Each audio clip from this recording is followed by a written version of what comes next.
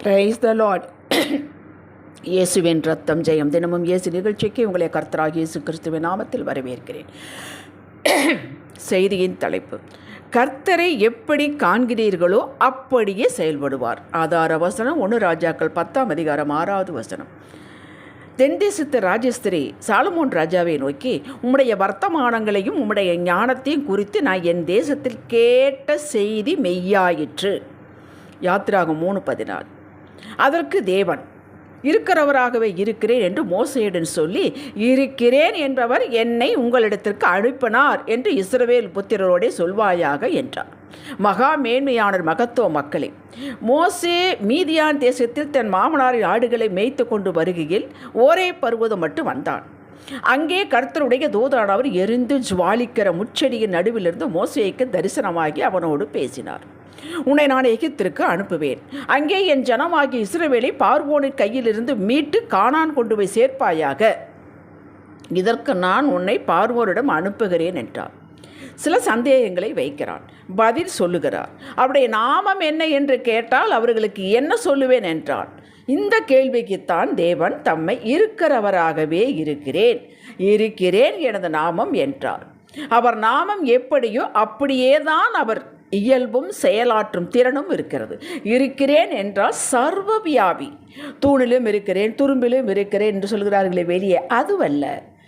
என்னை தேடுறவர்கள், என்னை நோக்கி கூப்பிடுறவர்கள், என் வார்த்தையை தியானிக்கிறவர்கள், என் மேல் விசுவாசம் வைத்து என்னையே ஃபோக்கஸாக கொண்டவர்கள், எனக்கு காத்திருக்கிறவர்கள், இப்படிப்பட்டவர்கள் எங்கிருந்தாலும் நான் அவர்களோடே அவர் மத்தியில் இருக்கிறேன்.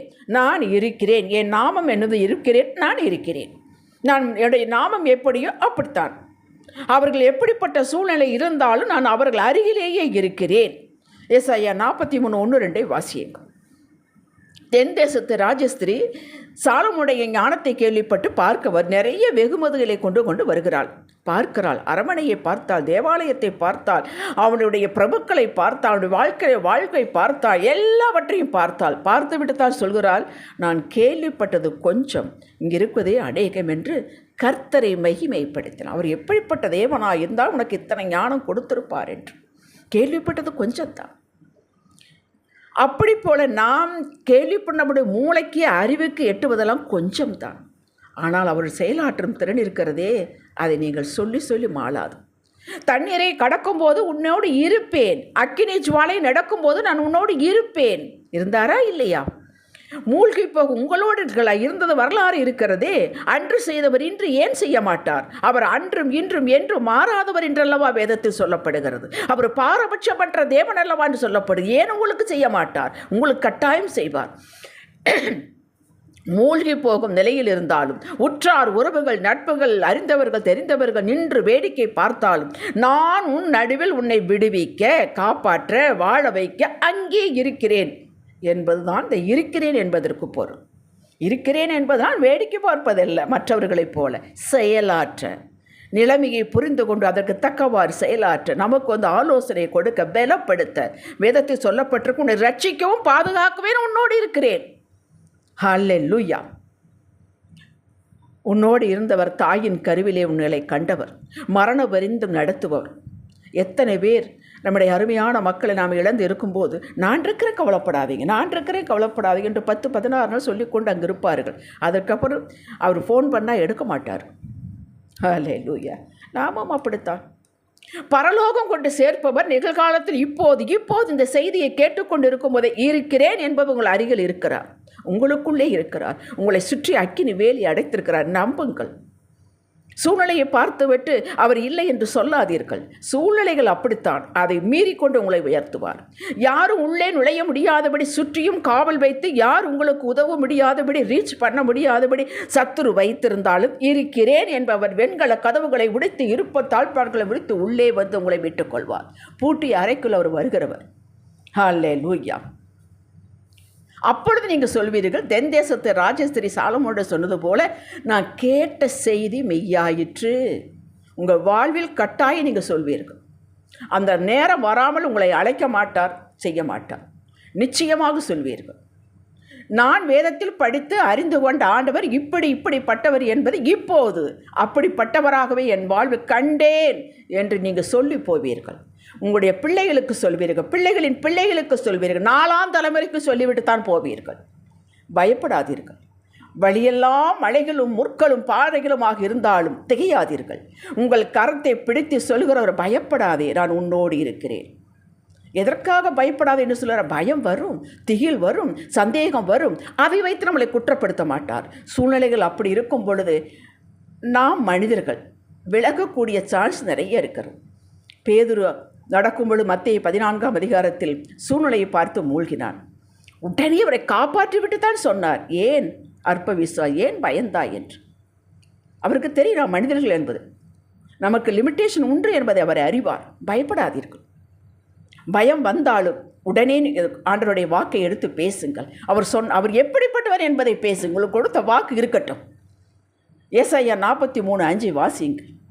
நீதிமானுக்கு வரும் துன்பங்கள் அநேகம், எல்லாவற்றையும் நின்று உங்களை விடுவிப்பார். சங்கீதம் 34 நேரம் எடுத்து வாசித்து பாருங்கள். நின்றுங்க. 1 செஞ்சுட்டேன், 2 செஞ்சுட்டேன், 3 செஞ்சுட்டேன், போ நீ பார்த்துக்க சொல்லவே மாட்டார். இறுதி வரை, மரண வரை வரை நம்ம நடத்துகிறவர். ஹல்லேலூயா, ஹல்லேலூயா. 1000 தலைமுறை விட்டு கிருபை செய்கிற தேவன். உங்களுக்கு இன்றைக்கு தலைமுறை தான் தெரியும், அடுத்த தலைமுறை தெரியாது. ஆனால் இப்பொழுது உங்களை பார்க்கிற உங்களது 1000வது தலைமுறை அவர் பார்க்கிறார். அந்த 1000வது தலைமுறைக்கு நான் கிருபை செய்வேன் என்று சொல்கிறார் உங்களிடம். ஹல்லேலூயா. 2 ராஜாக்கள் 5ஆம் அதிகாரத்தில் சீரிய ராஜாவின் படைத்தலைவன் சமாரியாவில் இருக்கிற தீர்க்கதரிசியிடத்தில் போனால் குஷ்டரோகம் நீக்கி விடுவார் என்று கேள்விப்பட்டான். அப்படியே போனான். சர்வாங்க சுகம் பெற்று ரட்சிக்கப்பட்டு திரும்பி வந்தான். அவன் போனது சரீர சுகம்தான், ஆனால் அவனுக்கு ஆத்துமா ரட்சிக்கப்பட்டு திரும்பி வந்தான்.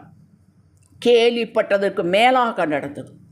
நமக்கு மிகவும் தெரிந்த ரூத் தன் மாமி நகோமியின் மூலமாக கேள்விப்பட்ட அந்த யெகோவா தேவனின் அற்புத செயல்களை கண்டாலே யூதாய தேசத்தில் கேள்வித்தான் பட்டாள். மாமியின் மூலமாக வனாந்தரத்திலே வழியை உண்டுவேன் என்று சொன்னவர் அவருடைய வனாந்தரமான அவருடைய வாழ்வை வயல்வெளியாக மாற்றினார். அவள் வாழ்வு வனாந்தரம் போல் இருந்தது. வீட்டு விட்டு வந்து விட்டாள், தேசத்தை விட்டு வந்து விட்டாள், பெற்றோர்களை விட்டு வந்து விட்டாள், கணவனும் இல்லை. யோசித்து பாருங்கள், எதை பிடித்து கொண்டு வந்தாள்? எதை கண்டால் அவள் முதலில் கேள்விப்பட்டதை பிடித்து கொண்டு வந்தாள்.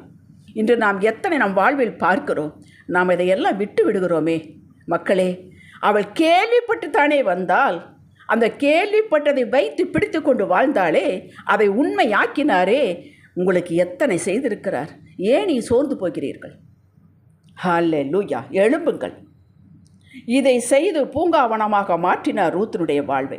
அன்பு மக்களே, நீங்கள் கேள்விப்பட்ட படித்த அத்தனை காரியங்களும் சொல்லி துதியுங்கள். இதற்கு என்ன செய்வது? ஒன்றும் செய்ய தெரியவில்லையே, வேண்டாம். அவர் எப்படிப்பட்டவர் வேதத்தில் வாசியுங்கள். அப்படிப்பட்டவர் என்பதை சொல்லி துதியுங்கள். அப்பா நீங்கள் வல்லவர், துதியுங்கள். நல்லவர், துதியுங்கள். சங்கீதம் 136 படித்து பாருங்கள், துதியுங்கள். நீங்கள் கர்த்தரை சர்வ வல்லமையுள்ள தேவன் என்று சொன்னாலும் சொல்லாவிட்டாலும் அவர் சர்வ வல்லமையுள்ளவர் தான். ஆனால் என்னென்ன பெயர்களை சொல்லி நீங்கள் துதிக்கிறீர்களோ அதன்படியே உங்கள் வாழ்வில் இறங்குவார். கிருபை உள்ளவரே உம்மை துதிக்கிறேன் என்று சொல்லும்போது உங்களுக்கு அன்று செய்து முடிக்க வேண்டிய காரியங்களுக்கும் சந்திக்கும் சவால்களுக்கு பொருத்தமான கிருபையை தருவார். யுத்தத்தில் வல்லவரே, ஜெயம் எடுப்பவரே என்னும் போது உங்கள் எல்லையில் கண்காணா சத்துரு காண்கின்ற எதிரிகள், சரீரத்தில் நோய் கிருபைகள் அத்தனையிலும் போராடி தோற்கடித்து உங்களை ரட்சித்துக் கொள்வார், பாதுகாப்பார் என்பதாகும். ஏசாயா 54:25 வாசியுங்கள். சில நாட்கள் கழித்து அறிந்து கொள்வீர்கள் அவர் எப்படியெல்லாம் உங்களோடு இருக்கிறார் என்பதை சொல்லி துதிக்கிறீர்களோ அப்படியெல்லாம் செய்திருப்பதாக காண்பீர்கள். 1 யோவான் 2ஆம் அதிகாரத்தில் வாசித்து பாருங்கள். அவன் சொல்லுகிறார், நீங்கள் எல்லாம் அறிந்திருக்கிறதை எழுதுகிறேன், எழுதினேன் என்றெல்லாம் சொல்லுகிறார். அப்படி என்றால்னா சாட்சி உண்டு என்று அர்த்தம். ஆம், ரிசல்ட்டையே காண வைக்கிற தேவன். அவரது நாமத்தை சொல்லி சொல்லி துதிக்க துதிக்க கிருகை பெருகுமுங்க. உங்களுக்காக யுத்தம் செய்வார், பரிந்து பேசுவார், வழக்காடுவார். உங்களை சேர வேண்டியவில்லை. எவரிடம் வைத்திருந்தால், பொருள்கள் வைத்திருந்தால், சொத்து வைத்திருந்தால் கொடு, வைத்திராதே என்பார். அது உங்களுக்கு தெரியாது, அவர்களுக்கு தான் தெரியும். கொண்டு வந்து கொடுத்து விட்டு போவார்கள். ஏசாயா 43:6. இந்த காரியங்கள் செய்யவே, உங்களை ரட்சிக்கவே, உங்களை பாதுகாக்கவே, கற்றுக் கொடுக்கவே, உங்களை புதிய மனுஷியாக மாற்றவே, வாழ வைக்கவே, வித்தியாசத்தை காட்டவே உங்களோடு இருக்கிறார் ஆவியானவராக. இதை செய்யும் முன் தமது வார்த்தை தான் முதலில் கொடுக்கிறார். உங்கள் எல்லைகளை செய்வேன் என்பதற்கு சொல்வதற்கு முன் காரியத்திற்கும் வார்த்தை தான் வருகிறது. வார்த்தை வந்த பின் தான் கிரியை வருகிறது. உங்கள் ஆத்துமா ஏந்த வார்த்தையை முதலிய கொடுக்கிறார், ஆத்துமாவை திடப்படுத்துகிறார்.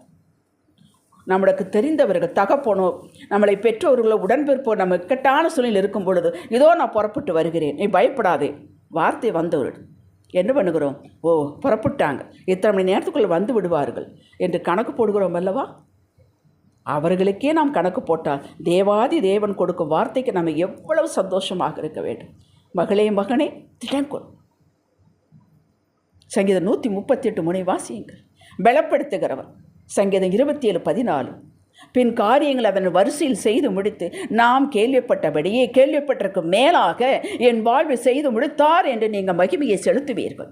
ஜெபிக்கலாம். தகப்பனே, பவுல் நான் விசுவாசிக்கிறவர் இன்னார் என்று அறிவேன் என்று சொல்லுகிறார்.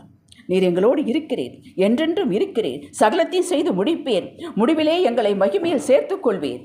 வேதத்தில் உங்களை பற்றி நாங்கள் என்னெல்லாம் கேள்விப்பட்டிருக்கிறோமோ அப்படியே எங்கள் வாழ்வில் இருந்து செயலாற்றி கொண்டிருப்பதற்காக ஸ்தோத்திரம். இயேசுவின் நாமத்தில் பிதாவே. இன்றைய சிந்தனைக்கு என்னோடு இருக்கும் கர்த்தர் எல்லாவற்றையும் பார்த்து கொள்வார். ஆமேன். ஹல்லேலூயா.